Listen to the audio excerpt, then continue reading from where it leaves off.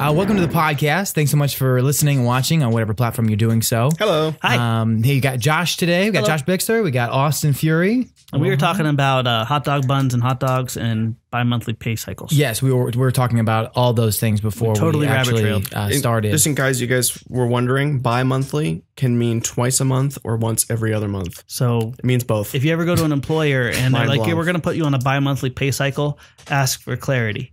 Yes, because it could really have a bad ripple effect. Be every other month. You definitely want to do that twice a month. Then. Which wouldn't be so bad as long as the amount's right. That's true. We got to pay those bills. Exactly. You know what I'm saying? Yeah. Just how it is. So anyways, that's obviously we have a lot of tangents and rabbit trails on anything that we do at Flite Test. We're talking about milestones today, aren't we? We are. So obviously we had just recently we hit the 700K mark. Yes. And so we decided that as we normally do with the podcast, that would be 700 YouTube. Yes, 700,000 YouTube subscribers. Not videos yet. Not yet. Not yet. Getting close, though. And so what we normally do, obviously we have our regular format. We're going to be talking about some other things as well. But the main point of this podcast is to hit those milestones of where did we start, where we're at now, and how we got here and where we're going in the future. Really maps in a really cool way when you go back and look at videos and stuff, the evolution of where Flite Test has come from. And also how much influence you guys have had for us to shape that. So did I say that right? How much influence you've got on us, not for us, on us. Yes. How much influence you guys have had on us. Yes. It's been a really, really rough week. Well, we're gonna have to fix that. We're gonna have to fix it with coffee and podcast, right? So you kind of worked us through a few different milestones. Yeah. And I came to the company, I think we were at like 15,000, 20,000 subs, something like that. So only Josh knows about those first 15,000 subs. Back in my day. We flew in snow uphill both ways. And we liked it. Oh my goodness! I tell you what, there is never a dull moment here at this shop. What you see is what you get. Oh my goodness! You what, man. Oh my goodness! I don't know. Like when we go through these, how much behind the scenes do we give? I think we can. I think we're being dig open into and honest. it a little bit. Want to dig into it? Yeah. So what those first 15,000 subs? This was kind of like just like a side thing, right? Just like a weekend deal. It exactly was that. A matter of fact, it was crazy. It was literally 30 minutes. And this is, if anyone knows, I'm a believer. So I want to get this, make that understood because I'm going to talk on my faith side. I got a phone call 30 minutes after a prayer I prayed. And it was God use me in a weird, out of the box, unconventional way. Because what I was doing at the time was painting Corvette parts. Right. And my wife and I had passed in ministry and youth outreach and things like that. And it was a fulfilling thing, but it wasn't something that we were defined. This is our lifestyle. This is where we're going. This is our passion in life. We want to impact kids and families as a whole. And that's where the flying ministry came in, which ultimately got me introduced to a gentleman named Chad Capper. And we were doing the flying ministry and we met each other. And long story short, I was painting Corvette parts and I was working literally 15 feet from home, making six-figure salary, and I was empty. I was really sad, empty. My family life was a mess because I was never seeing my kids, even though I was just literally 20 feet from them. I was like, God, do something crazy, and I don't want to do this for the rest of my life. Yeah. And I got a call from Chad Capper saying, hey, you may not know me, but I was at your last flying event and, really liked what you're doing, teaching the kids and stuff. I want to do this YouTube show. And would you consider, coming in on Saturday to try a pilot? And that is where I got the opportunity for the first time to meet Josh Scott. I actually met him this time before. We were both at a wedding filming, believe it or not. But, by the way, me and a camera don't get along, so don't ever ask me to help film at a wedding. That was the first time I met and where we did the pilot of the Wildcat episode. Nice. And I feel bad if you go back and watch that. Anyone that hasn't watched the very first episode, you're going to see something that I'm not proud of, and that was a you cannot fly this plane kind of mentality. And what was kind of the common thought process back then was there needs to be two friends, but a little bit of drama, a little bit of edginess there and stuff. And if you guys know us now, no, not going to happen. We love each other, and we're going to showcase that. And I got to meet Josh Scott, and we got to fly a plane, and that was the first time Josh ever touched the controls. Wow. And it was funny. It took 3 hours to shoot one episode. That's funny. Really? Yeah. Well, it's crazy because, I mean, 8 years ago, YouTube was a totally different animal. It was. I mean, it's crazy to see how much that just the platform in general has grown and what it's become and what it's allowed us to do. Yeah. Just reaching, I think we're hovering right around like 6 million views a month right now. Yeah. And just to be able to reach that many people with a platform that's free and just how much it's grown and what it's become is pretty crazy. And it was crazy back then. A lot of people, what they projected into YouTube is, we got to make it like TV. We got to have the same ingredients that people see on TV. Where I think the very special thing about YouTube is it doesn't have to be anything like TV. The message is what really matters, and the impact that you make on people and what you're inspiring them to do. And that's where you've seen so many really great people either making people laugh, inspiring them, educating them. And ironically, isn't that kind of our tagline? Entertain, educate, and elevate the world of flight. Yeah. That was a unique thing about YouTube, and which we quickly discovered by the time you and Alex came on board. Was there's something more special about Flite Test. We didn't need the drama. We didn't need the instilled failures. We had that with foam airplanes that were crashing all the time and tons of laughs and challenges. So good stuff. Yeah, it's just interesting just how the different platforms and devices have all blurred together now. Yeah. Because it used to be, this novel idea. It's this thing. It's kind of like television, but it's on the internet. And now, we're watching TV on our iPads and we're watching YouTube on our TVs, and it's just, it's all kind of melded together. But I think is what it boils down to is, it's just having the substance there, it's having the content, it's having the friendships, having the entertainment factor, and it doesn't really matter necessarily what the format is, just because it's become so accessible across pretty much any device. Yeah. Right. It's amazing looking back at the day. It took, was it the first year? Because you came in after about 1 year of us. Sounds about right. Right. Yeah. And actually, if you want to mark it on the calendar, it would have been, I think it was right before, or it was right after the 3-pack release. Yes. Yep. I think the 3-pack had been out for like a week. Yeah.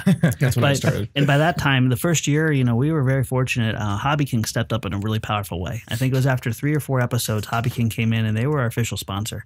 Oh. And one thing that we didn't have back then was a store and a product line to support our videos. We had sponsors.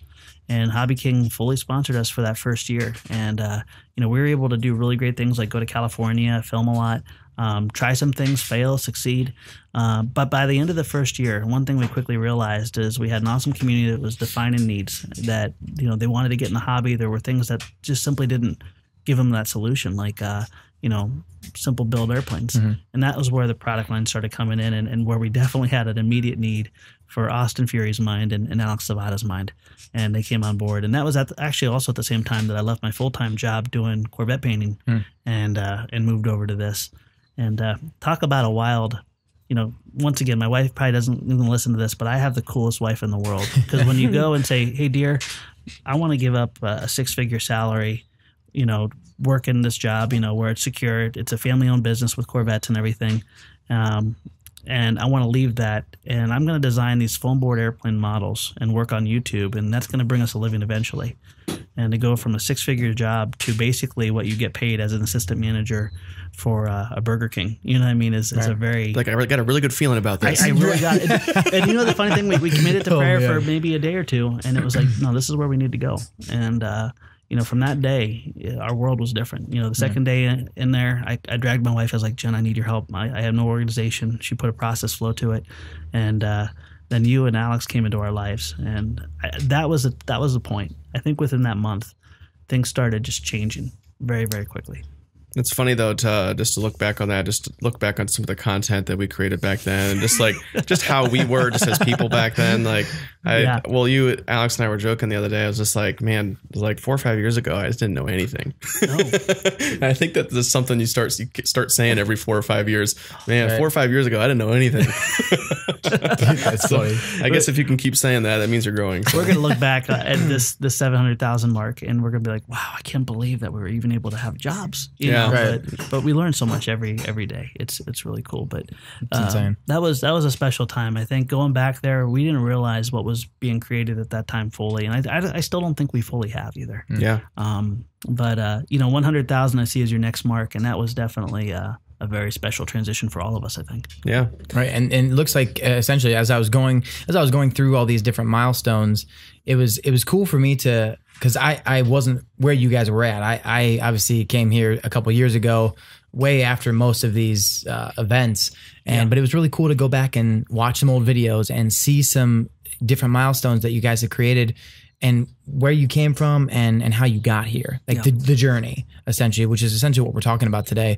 And that, like you said, that 100,000, the biggest kind of milestone at the time was the first kind of talks about Flite Fest 2014, which is, to think about now, is kind of crazy. Yeah. Right? Yeah. It's nuts. And that first Flite Fest event, that was your brainchild, Austin. I mean, it's just, it just kind of seemed like a no-brainer at the time, because we were just going. That was actually the time where we were going to a ton of RC events. We were hitting, half a dozen maybe RC. Frosty Dog. Basically, every month or every other month, we were hitting an RC event, just to kind of meet our community and to get our name out there and that sort of thing. And so that just kind of just seemed like a no-brainer. I was like, I bet that we could have an event, and get some people to come to it. But yeah, wouldn't it be cool if there was like 300 people there? That's actually, I think that's the number we originally threw out. That's what we thought. Yeah, we thought that, man, if we could get like a couple hundred people, that'd be crazy. So that'd be awesome. So we threw up a Kickstarter. I think our goal was like $5,000. Yes, it was. And we were gonna get like a generator and some porta-johns and a tent for building. And that was like we had budgeted that out. And then, at Kickstarter, 10x or whatever, 15x or whatever it did, it was it was amazing. And that's just that happened. Now, how many people did you actually get to come to Flite Fest? Ish. My numbers are a little fuzzy. I want to say it was like 400 pilots or 500 pilots, or was it more than that? First, I thought it was 563 pilots and probably maybe 2,000 people. Actually, when you say that number sounds right. About 563 pilots. It's floating in my brain right now. And then it's a pretty specific number just to be floating. No, that sounds right. I have a weird thing with numbers. Now that you mention that comes back to me. But yeah, and now we just came off of Flite Fest West, and we're anticipating about 1,500 pilots for Flite Fest East, and we had about 700 at West.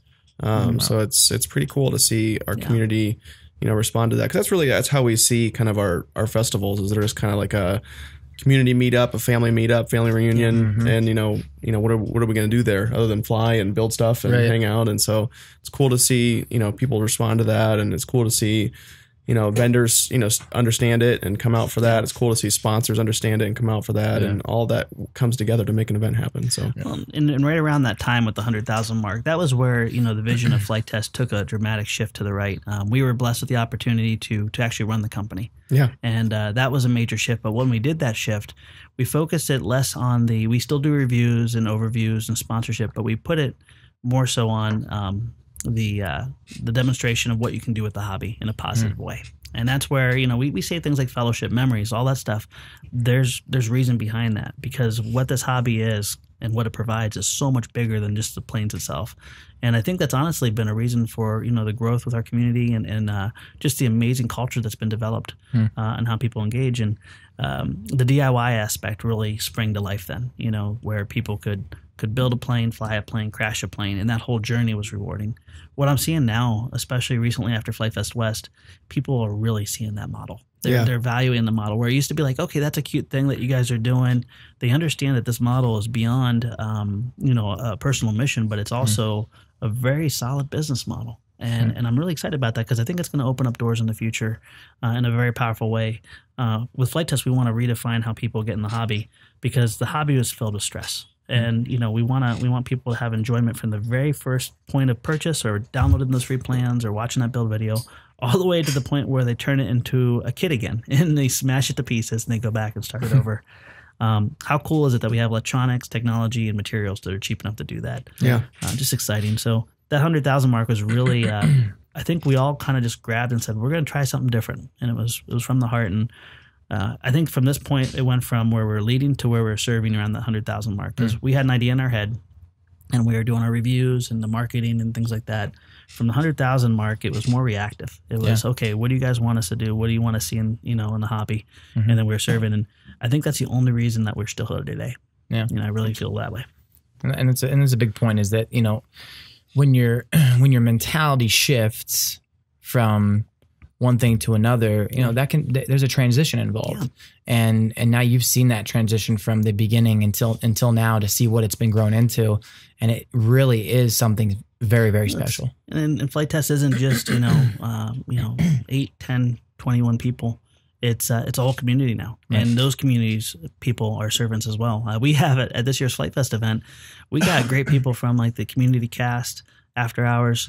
They're giving it forward. Like they're going to be leading build nights and stuff. Right. So it's not just, people here that have a job doing it. It's people taking their own time, energy to impact either schools or community groups or do their own podcast, sharing our vision. Right. That's really a powerful thing when you think about that people choose to put their own time, energy, resources to give back as well. Right. And I just love it. Yeah, and it's cool because I've had the pleasure of getting to know the community through my job role, but I've also gotten some insight from them to the early days of Flite Test, them talking about it, them reminiscing about it, having deep conversations about where they were and how they were before they even came to see Flite Test, and after Flite Test impacted their life, or even just the simple business model that you're talking about impacted their life to the point they're changed because of it, and they're better off because of it. And that's something that's very special. You don't see that usually in a business model. It's not what business is all about. Usually it's about the bottom line. But Flite Test is so much more than just a business model. Yeah. It's a community, it's a family, and it's a situation that provides opportunities for everybody that comes involved and comes in play to enjoy their life and live it to the fullest, in my opinion. Around the corner of our shop, right at the cafe, there's a wall of just stories that people share with us. And if you watch our vlogs and our content, oftentimes you'll see that the wall's now a fire hazard. I mean, it really needs to honestly be consolidated because there's so many pieces of paper on that wall. It's true.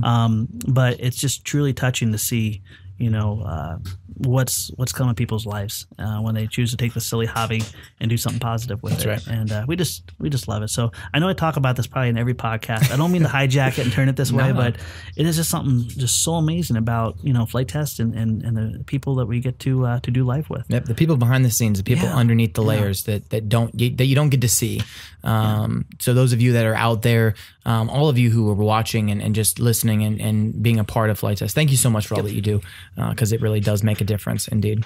So I'm going to talk about 100,000 too long, so why don't we move on to 200,000? 200,000, right? And so essentially that was right around the time that you guys got together with, I believe it was Adam Drain. And did that big, massive B-17 situation you guys had, which is, I am super jealous, by the way, because it looked amazing. I know Alex talks about it all the time. Yeah.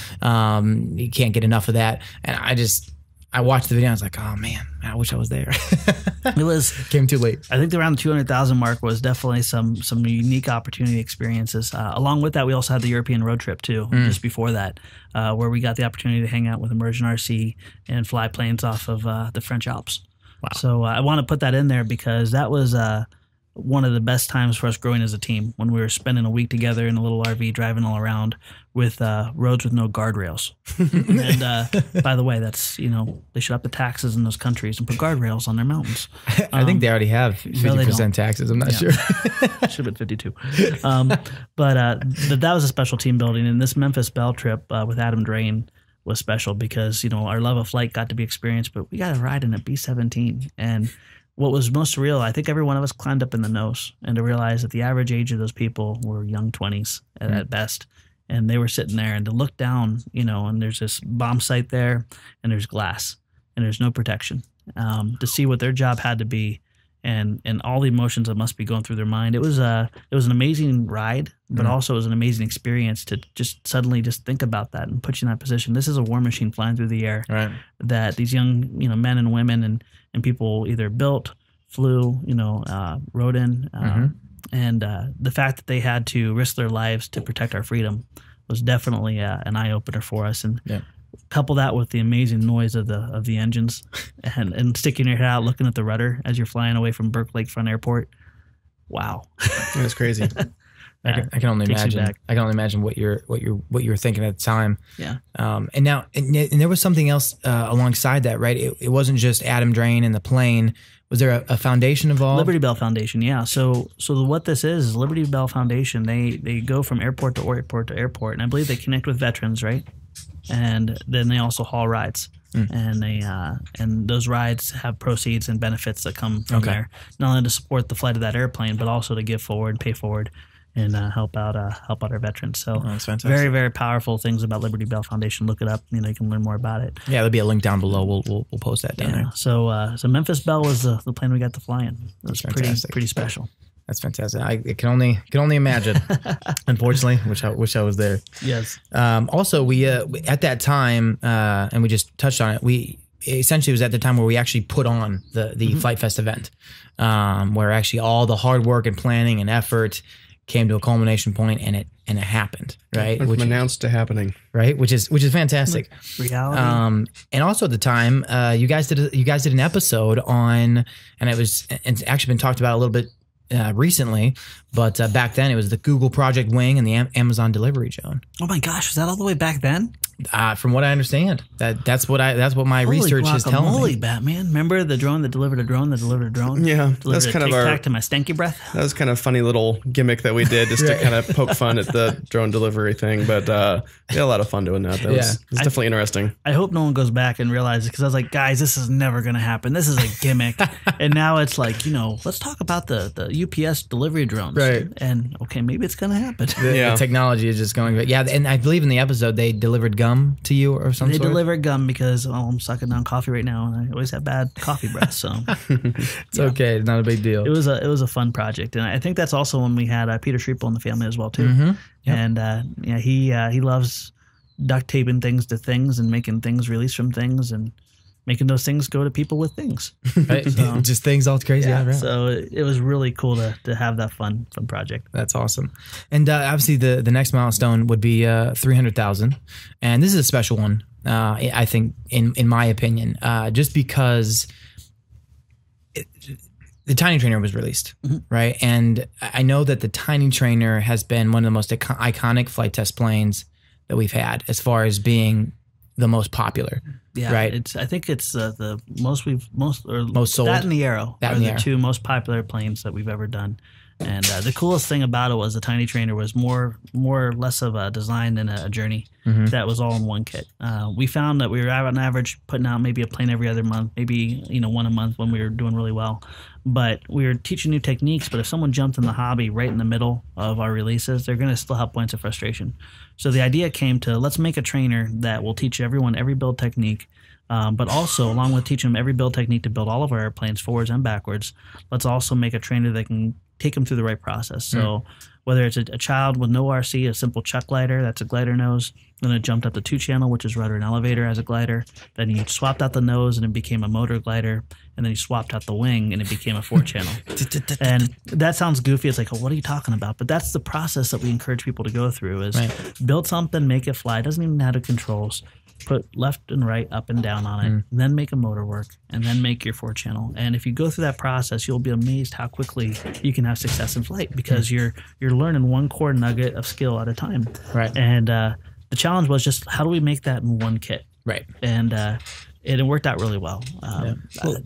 Something that I've noticed is that we've designed, or Josh and other people here at the shop have designed 36, 40-ish airplanes, different airplanes. And one thing that we have found interesting is that, we have extremely, complicated airplanes that are just basically, art. They're origami. And there's, we try to make it so it's repeatable of how you can put them together and how you can, what people have really, really responded to is the simpler stuff. Simple stuff. And that's something that we've just kind of learned, just as a, as we kind of consider ourselves a porthole or a gateway to the hobby and for people to find success in it, is that it's really fun to put together, that extremely well made and well fitting and very complicated design. It's something very satisfying about that. You're talking about the C-duct.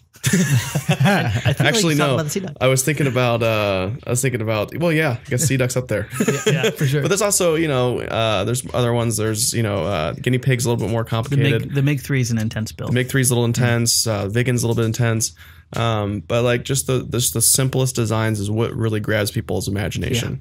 Because I think if there's something about, at least for me, as I'm not the most prolific builder, is having something that I can have a start to finish in an afternoon. That's an important factor for me, whether or not I'm actually going to get it done. And so I think that's why we've kind of seen that trend, because Arrow is a very simple design. Tiny Trainer is a very simple design. Those plans have been downloaded millions of times. We've sent, thousands of kits out for those. And those are the ones that people really respond to. And so, when people, request, we want to see the, a B-17 on a quad pack or whatever, trust me, we want that too. We do. For sure. We also have to, be mindful of what people really respond to. It's a struggle, and just what you described, Austin, it's a major balance with product design, because people, this is how my dad took me through the hobby and how I feel really strong, because I started at 7 and it took me 2 years before I finally had success. But you got to give someone a success in the hobby, and from that success, then you can challenge them. And the same thing goes with the building aspect, the flying aspect. They need to have that success to know, yes, I can do it. The challenging aspect can come later, where it's like, okay, now you can do this. Let's see if you can do a next harder one. And that becomes now a reward instead of a frustration. And everything with Flite Test goes that way. And I see a couple passive jabs saying, oh, Flite Test are doing all this simple stuff. But just keep in mind, if you go back to when you got in the hobby, if that simple stuff didn't exist, there's a good chance that you probably wouldn't have gotten in the hobby. Right. Wouldn't have stayed in the hobby. Wouldn't have stayed in it. It would have been, points of frustration. Where we really rely for the complicated tip of the spear stuff is showcasing people from our community doing amazing things. And we're going to throw one out, like once in a while we'll throw the C-ducts out. But every day there's a new person coming into the hobby. We really want to make sure we serve them right. And once we have that, where we can get, push them towards that right path, we'll definitely be pulling the trigger on some of the complicated B-17 style and more intense builds. Nice thing is that if more complicated and just more intense builds, if that's something that you're wanting to do, and you're wanting to put a week or 2 weeks or 6 months into a build, there's hundreds and hundreds of resources out there to do that. Right. There's plans and there's build up, there's kits, there's so many resources out there if you want to get more complicated. And that's what we encourage people to do is, get started and get comfortable with just the concept of building and the concept of putting something in the air. And then go nuts. Go find what your little crazy niche of the hobby is, and go nuts. And we'll celebrate that. Yeah, and that's the thing. Like we don't profess to be experts on everything. That you hear Josh talk about all the time. So go and explore and get what, like you said, whatever your heart desires. You can find it. I mean, the internet's there for one big purpose, and that's to search for whatever you want. So go out and check that out. Be inspired not only by obviously Flite Test and the community, but go and inspire someone else. Go and do something that you think might not only further your life but inspire someone else's life. Well, and we get that inspiration from the community as well. Like look at Josh Orchard with that Bugatti. Yeah, I mean, he also did a Sikorsky, which frankly is my all-time favorite scratch build I've seen someone do, as far as at a Flite Fest event specifically. Right. Just a work of art. And this is a gentleman that's still taking foam and raw materials and simple materials, but making art that flies, that's super scale and super beautiful. Right. We want to celebrate those people. The one thing you can be confident is if we design something from Flite Test, we know that 85% of our community is going to have zero problem whatsoever doing it. And even, we've had people that have built the C-duct as a beginner, and as long as they sit down and they do it step by step and don't work ahead, they're going to have success. Right. And that's all we care about. Have success in flying, have success in building, and then pass that on and grow. So that was, I'm happy you pointed out the Tiny Trainer. That was definitely a shift, and where we started actually figuring out how to do it. Right. Yeah. Exactly. And everybody loves that plane. Yeah. And you're actually, spoiler alert, you're actually working on a simplistic, I guess. All right, here it comes. The FT, Mighty Mini Super Simple Tiny Trainer Basic. So We're not going to call it that. You know what? That is not I even may close pull to the name. boss card on this one. I think the FT Mighty Mini Super Simple Tiny Trainer Basic, it just rolls off the tongue. I don't think that'll fit on the store heading. I think that's the main issue with that. Or on the card. Yeah, or on the right. card. Can we do an acronym? No, we did simplify it down, and that's for a specific reason. After Flite Fest West, a lot of these awesome build nights where people build a whole bunch of planes at once, a lot of them are beginners, and they're looking for the experience where, okay, I want to build a plane and get through that hurdle, and then they go out and fly it. And it broke my heart because some people had great success with the Arrow as their first plane. A lot of people bust it into two pieces, and they're still happy, but that's not the story I want them to walk through. I want them to see that they can create a plane with their own hands and they can fly a plane. And from that, the takeaway was, okay, we need to get someone where within an hour and a half that they went from zero to building and then right out the door to flying it. Right. And so what we did is we just basically made a 3-channel simplified version of the Tiny Trainer. It's the same thing. It's not like it's a feat of engineering, but we scrapped the extra wing, the changeable nose, made it a sheet and a half worth of foam, and it builds. It's literally 9 pieces of foam instead of 20. It sounds like a lot, but that's 20 steps or 10 steps that we cut out. That's half the time, and a lot less confusion. And they're sitting with a model that they can instantly go out and fly. Yeah, we got to fly it yesterday. Ian, me, and even Megan for the first time. If I'm not, you buddy boxed with her, right? And She did great. She did great.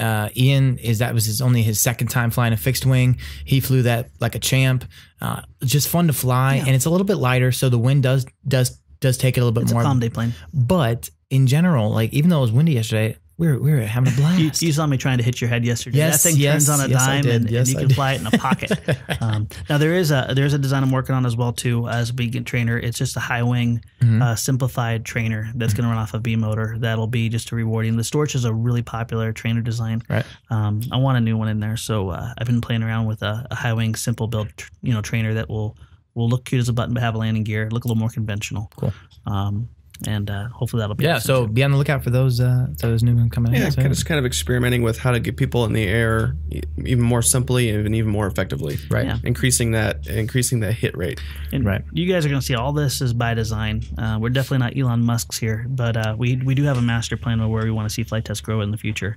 And all this carries a general theme about the experience people have getting in the hobby. And that's what we really want to perfect in the near future. Right. So the next milestone as we keep going on here is 400,000. Yes. Right? And that was right around the time where good old Peter Schriepel built the massive, I can't remember how big it was. It was like 15-ish feet. 15, 20 feet, something like that. The Star Wars Star Destroyer, which is insane. It had to be cut into 2 pieces just to transport it. Like literally right. He built it here. And then sawed it in half. Sawed it in half, and then we put it in the trailer. It was the funniest thing. Cut it up and then moved it. Yeah, I think we usually try to mark. It doesn't always happen. We try to mark like the 100,000 with a big project, right? And for 400,000, it was the Star Wars Star Destroyer. And what I think is so funny about because sometimes when we do a really big project, we'll do like a main video that's like the. Supposed to be like the big like attention grabber, and then we'll do like a follow up. It's like a build video. It's like how did we do it? Behind the how scenes did we put it together? Thing, yeah. It just cracks me up that the build video for the Star Destroyer is like almost twice as popular as like the actual video that we did. There's no one ever going to build one either. And no one's ever going to build one. Yeah, exactly. Or at least I haven't seen anybody build one. You do not want to build one. And so it just cracks me up that but that's cool. That's cool to have an audience that's just as interested in the process as the product. So yes, exactly. And it is our most watched video. Is it? Of all time, if I'm not mistaken. Awesome. So, which is really cool. So thanks so much for watching someone build a massive Star Destroyer. Really appreciate it. It's really a fun experience. It was also about the same time that we were vetting out the water-resistant foam board. Yes. Yeah, that was a game changer. Once again, another thing where feedback from the community developed a product. And everyone at the time, we had a great relationship with Adams, and people were running the Dollar General. Fred Provost from Florida was like, guys, I love your planes. I hate the fact that the first morning I fly them, they get destroyed. And if anyone wasn't around when the white foam was our primary resource, what would happen is you'd fly early morning, late evening. Guess what? There's dew on the ground. White foam board doesn't like dew, so you'd have to do complicated things like min wax your plane or paint it, and even then it wasn't perfect. So we started working with Adams Ready Board, and they came up with a solution, which is a water-resistant, poly-impregnated craft paper. and that's laminated on. So it's not waxy. It's actually like a plastic impregnated paper, but it was actually 10% lighter than our original solution, which made everything work better.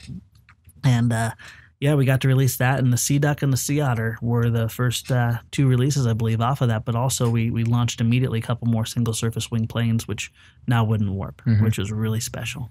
Yeah, and when the high humidity comes into play with people, it starts to peel back, and just the overall the warpage and all that stuff just happens to be an issue. And then the more and more we realized that it was just a superior product in general, and so we actually went through our whole back catalog of planes and updated them with the waterproof. And, it's been great for us. Yeah, it's nice knowing that these planes are no longer disposable just because of weather and stuff. They're disposable when you crash them, you know, but they'll last now. And I have a plane. I think it's one of the original Sea Ducks, still to this day, sitting in my house, and it's not warped. It's not, done anything. It's still flyable. Well, we got like 4 or 5 of those up in the attic as well, which is really pieces. Yeah, right. And that's actually that was a special time for me because that was right about around the same time that I started working here. Yeah. It was a couple months after that. And that's when I started getting into you alluded to it, Austin, started doing some store stuff and updating product listings. That was a crazy bind, just grind to get through all that, taking all the taking white pictures, and now you got to take brown pictures, and you got to put everything ready to go on the store. But it was such a rewarding fact because we knew, didn't matter how much work it took, we knew that this was, like you said, Austin, a superior product that was going to make the experience of anybody that comes through the door at Flite Test that much better and that much more rewarding, and it will keep them in the hobby to enjoy it even further. Absolutely. which is really really cool. And then you move forward from there, and you come into the 500,000, which is obviously a big milestone for anybody. 500,000. Another big project. Yeah, and just per usual as we like to go. We went straight to the Red Bull Flugtag. Right, yes. Which is really cool. If you haven't gotten an opportunity to go watch that episode, please do so, because we're actually going to do another one this year, and it's going to be in Pittsburgh, which is really cool. But yeah, that was right around the 500,000 mark. Got to build a massive plane.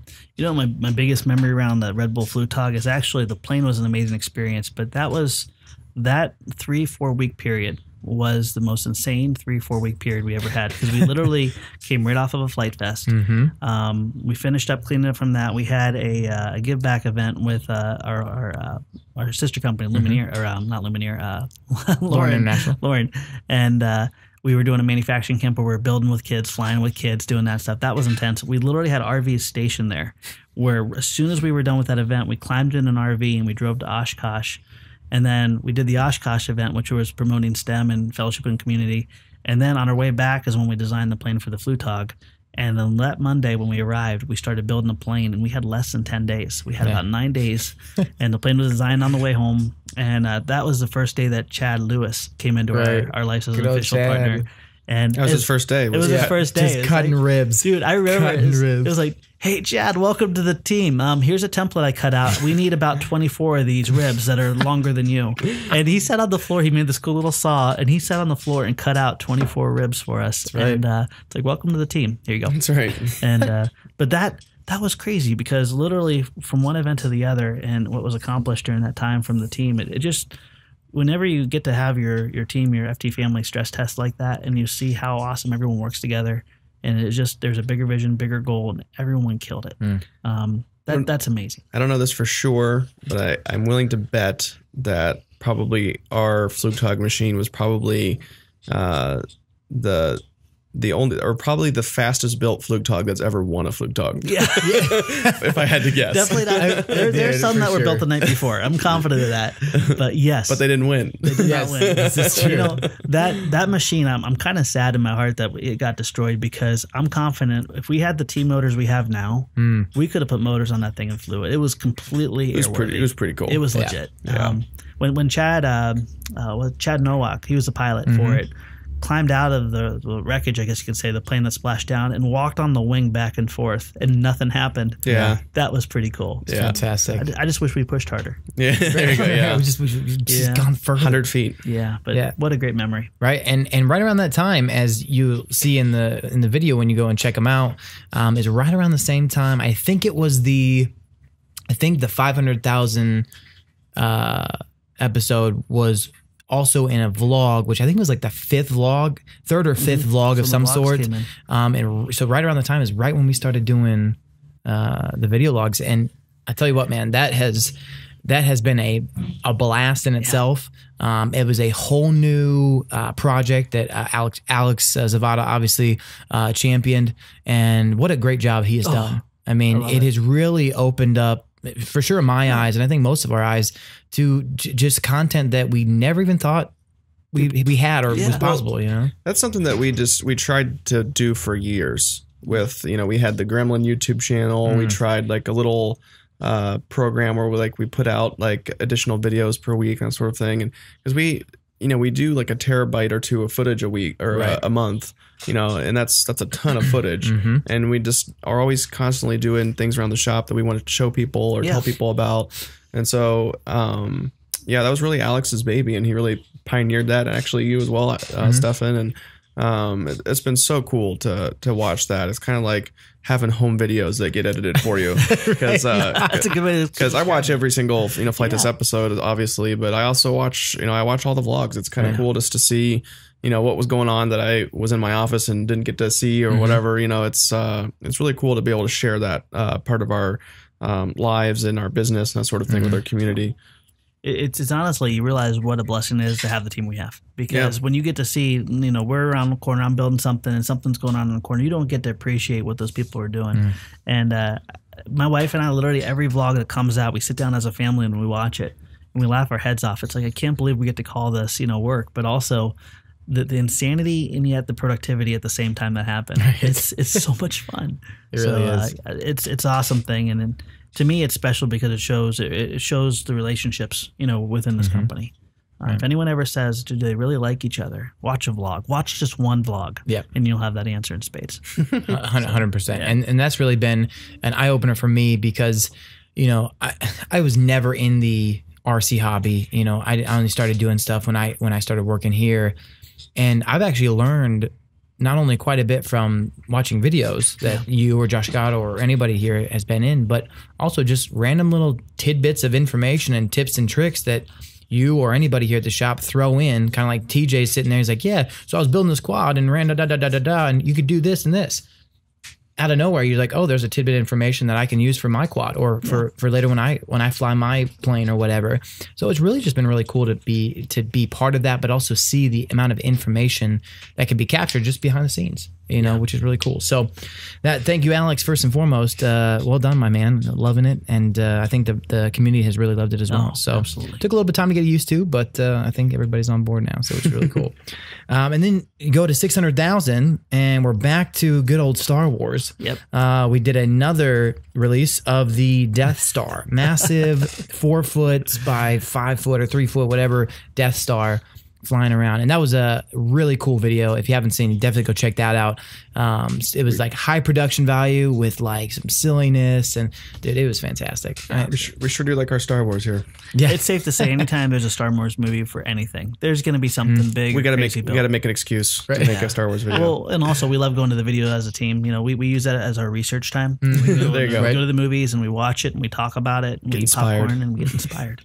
Candy. So, it's also right around when the video podcast started. That's right. So 100,000 subs ago. Right here. This is where it all began. As far as the video podcast was, you guys have been doing it. You guys have been doing podcasts for a while.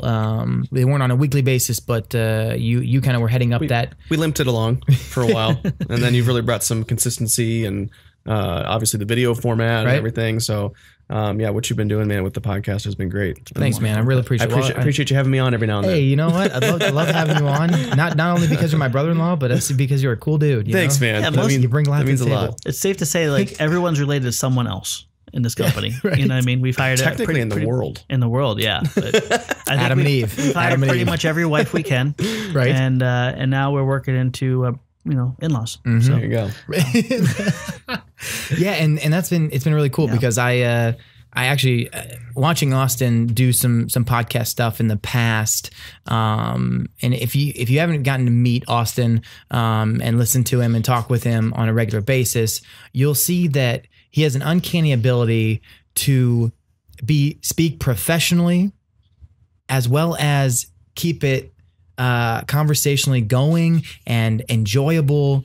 To me, it looks like with ease. I don't know how much. I don't know if it's below the surface. He's like, oh, but it just makes it look easy. And so it's something that I really took from you, Austin, just the inspiration behind it all and how effortless it seemed for you to do, to put the time and the effort and to get the backstory and all that stuff. So thank you first and foremost for inspiring me to be able to feel like I can able to do that and get to learn from you. You clearly have not listened to the first dozen episodes of the podcast.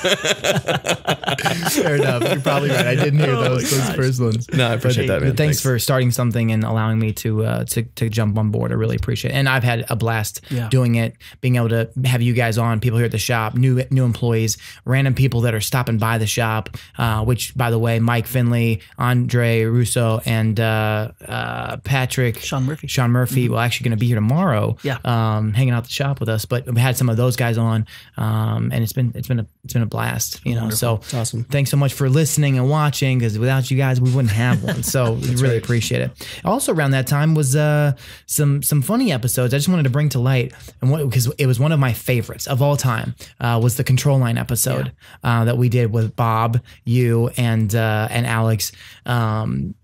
That was good fun. Oh my goodness! To this day I still laugh when I think about it. Just Bob going in circles and how he was smile on his face. He was a boss. He flew that thing like it was nothing. It's like he had done it for years, and he had. It's almost like he'd done it before. Wow! Yeah. And then he just spins, stops, and he just falls over. I mean, Bob, thank you for all that you do for us. Because really, we talk about it, and we laugh about it, but Bob is so much more than just a pretty face and a guy that comes in. He personifies the essence of Flite Test, in my opinion, of everything that he brings to the table. This sounds crazy. My wife and I were chatting yesterday, and we were watching a video that had Bob in it, and we were just laughing. And it's like, man, he is. I mean, a big reason why we are where we are is this amazing gentleman coming into our life 2 or 3 times a week, helping us out, influencing us, giving us wisdom. And I was like, Jen, how do we even honor a guy like that? Right. And she's like, you know what? You need to make the Parmalee plane. I'm like, that's it, the FT Parmalee. Nice. Oh, so we gotta do that. I think Bob deserves his own airplane, but we gotta find out what kind of plane Bob would want. Right. I was looking at, like last night, I was just looking at Cessnas. Like, okay, what's an iconic plane that we could name after Bob? The BP. Think on that. The BP, FT like that, BP. That's a great Parmalee, idea. Right? Yeah, sure. That flows real The nice. FT Bob is just a little too. No, that doesn't work. We gotta make it specific. We gotta have people understand exactly who's responsible. And for it. And the other thing that Bob brings to the table is that if he wasn't here, we wouldn't fly, because none of our batteries would be charged ever. Yeah. He also fixes our planes a lot. I think we all forgot that you actually have to charge batteries, because he does it all the time. He comes in and he charges all the batteries. That's also why we haven't had a lipo fire in about a year. That's right. Standardize that process. Thank you, Bob, for all that you do here, keeping it alive. I appreciate it. Around this time too, 600,000. That was around January. End of January is when we released our first general aviation episode. Wow. Oh, yeah, remember Full Scale Fridays that ended up happening on Saturdays? So we stopped calling them Full Scale Fridays. And then any day. Any day that they get completed. Pop that day. That's Flite Test style. But that was really special too, because that was really, realizing Flite Test dream of really showcasing anything that flies. There's something magical about flight in general, and we want people to not just stop at model aviation, but to continue their journey. And that's been a really great experience. We're learning more with every episode, and that puts us up to as many as 6 episodes a week. Right. And it's opened a lot of opportunities for Flite Test and the community to really be a part of something bigger than themselves. Yeah. Like you guys got to go and do some paramotoring, paragliding out. I mean, that's just all those different things. And there's going to be more to come as well with that, which is really cool. So looking forward to that in the future for sure. I didn't get to go. Something. Hey, you were invited. I was invited. But you had a brand new little baby. I had a baby. I had a wedding. I had all this stuff. So my wife would have kicked me in the face. That relationship with Aviator PPG is not a relationship that's just going to be a one-time thing. We are going to be growing with them, and what a great way to get into general aviation than through a paramotor. So a lot more content will be coming. Exactly. And then to today, 700,000. What, 4 months later? Something like that. Are you serious? 4 months and 100,000? Something like that. Yeah, just about. Which is, you realize it took us 1 year to get to 17,000. That's right. you got to start somewhere. Yeah, which is really cool. And just right around this time, obviously, we just finished it up. But Flite Fest West just happened. Our first remote Flite Fest. Right. It went swimmingly. It went amazing. Right. It was it was a really Still can't really believe we pulled it off, but it did happen. Yeah, it was incredible. And then honestly, it was like having a family reunion of people you've never gotten to meet, because there were so many new faces. Where the first 3 years of Flite Fest now, it's really cool. You get to see the kids grow, you get to see their families, you see them again. This is a whole new group of great people that we got to meet for the first time, and that was really a special takeaway. And the venue was very spread out, but it still felt connected. So yeah, really it was good. definitely a big opportunity. And there were so many cool iconic planes. I mean, it was like you had the Lego plane, you had the C-17, you had a lot of other big builds, Super B, all those different things that made it not only just a Flite Fest event, but really made Flite Fest West its like a big bang. That first special remote thing, and made it really special, because obviously we were expecting some big builds like we always are, but some of those big builds were pretty epic. It's awesome. I have to be honest with you. It was fantastic. And also right around that time, we got the Gremlins came out, which we've been doing a lot of, as you guys have seen in the videos and the vlogs and stuff like that. We love those little guys. We probably sound like broken records because we're always going back, but we finally get our dream of seeing once again what the swappable and the foam board and the simple materials can go into the drone world and still be relevant, Right. And it's been amazing. We have a hard time keeping those things in stock. So if you haven't got one, go grab one of those, because they're a lot of fun. Yeah, and fantastic. And the amount of designs coming out, I think we have like 4 new designs that will be hitting this month. So all free downloads, just like our original plans, but also any Gremlin Power Pack, you get to pick a Gremlin that we put inside. True. So that way you get the frame with it too. True. And that takes us up to today, right? So I mean, we're at 701 or 2,000, something of that nature. 704,000. 704. Damn. You were just checking, weren't you? Time's flying. Dude, time is just going crazy. So be on the lookout for new and upcoming things that we're looking forward to, that to 800 and 900 and 1 million. Yeah, and talking about how we've set these things in plans because we have bigger visions. I finally feel like between 700 and 800,000, there's going to be some amazing new announcements. Right. I said that 2017 is going to be an amazingly special year, and I was a little discouraged because doors open and doors shut. But if you've listened to previous podcasts, it's not a secret. My heart is really to see a location where people can come, not just for Flite Fest, but anytime they want, and fly as a family, make memories, build planes. And we call that our destination location. Right. And today, actually, I'm going to be going down and looking at one that we're moving very close to hopefully pulling the trigger on. But if this happens, what it's going to be is, instead of us just doing our content, we're going to be able to go out and engage community and do content with the community. Right. And it's going to be free to fly there. You come out, you make a day of it. There'll be a hobby shop with all of our planes. It'll be kind of like Flite Fest, where you can pick a project, build a project, but also we'll be able to engage schools, churches, groups, have quad racing. Right. And to see that finally getting just at the tip of your tongue, right.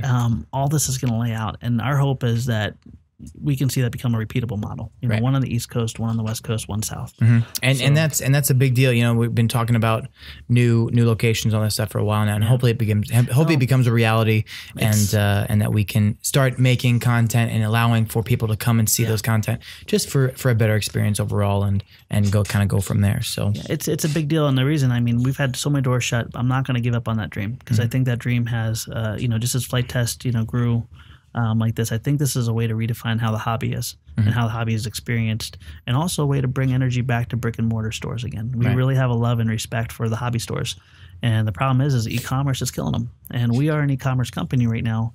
I don't want that to be the case. I want to give local hobby shops a model that they can adopt, that they can bring in, like the build experience, the build nights, where it's not just them buying product and going home, but it's them literally coming in, building relationships with other people in the community, building a project together, and then helping each other getting over those hurdles. That's something that doesn't need to happen only at a Flite Test destination location. It can happen at a local hobby store, and it can be a great source of activity. And activity brings revenue. Revenue brings security for jobs. Yep. And that's a lot where my dream comes to. I want to see this Flite Test model of getting into the hobby spread, and I want to see it bless other people too. Yep. That's for sure. And the last thing that I want to talk a little bit about, and just to point out to you guys, if you haven't seen the video, we just did a vlog about a small giveaway. Not sure if you heard about it. It's our biggest giveaway to date. It is our biggest giveaway. I was lying, 100%. But we did a vlog episode about a couple different things. But in the end of the episode, we actually were giving away a Mavic, DJI Mavic, and all you have to do is you have to go watch the video, get like the video, you have to be subscribed, and you also have to leave a comment of how has aviation, whether it's RC, full scale, as Alex said in the video, birds flying, whatever it may be, how has it impacted your life? And leave a comment down below in the actual video, not in this podcast, but in the actual vlog itself. And then we're going to select a winner from that. So just wanted to make everybody aware of that because it is exciting. We're excited about it. We want to continue to do these kinds of things for you to give back to the community, and also just to raise awareness of Flite Test in general. So and it doesn't have to be a praise piece on Flite Test. It doesn't have to be how Flite Test has affected your life. We want to know how aviation has affected your life. For me, it wasn't Flite Test. It was my dad.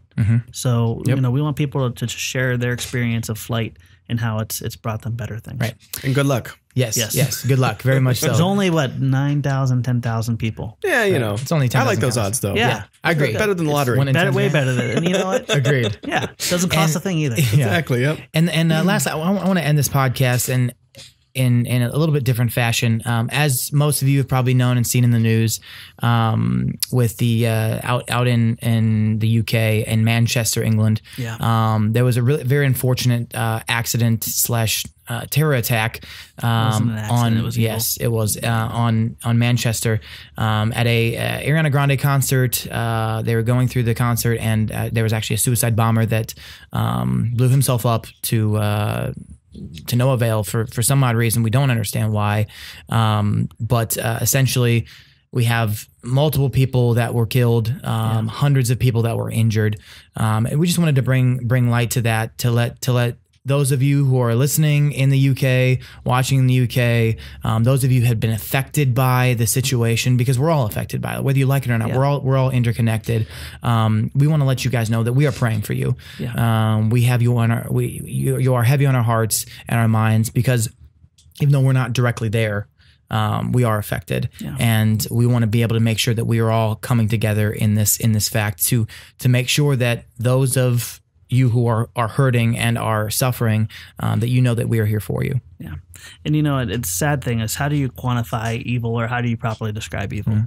This wasn't an accident. This was someone reaching out to hurt people, and it breaks our hearts. And it just shows how, when you want to impact people in a positive way, you got to not talk about appeasement. You got to not talk about, how can we communicate better?